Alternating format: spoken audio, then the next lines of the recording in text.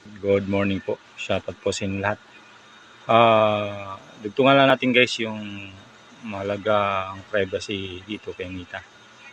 Episode 2. Bakit may episode 2 guys? Kasi hindi kaya ng episode 1 ng ating topic. Tsaka yung Reels.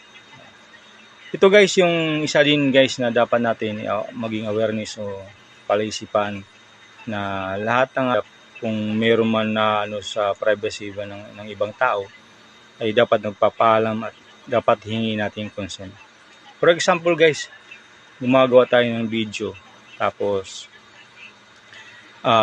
hindi natin sinasadya yung mukha ng ibang away na hagip at na-download natin at lalo na kung napanood niya, pwede po rin po tayo nung nahabulin ng person na yun na nahagip dun sa ating video. Kasi guys, yung pagpipictures nga lang na hindi tayo nagpaalam o wala tayo paintulot, ay pwede po tayo balikan ng tao na yun. Kasi yung kanyang privacy, hindi mo hiningi ang consent o nagpaalam na ito ay sasama o masasama sa inyong content.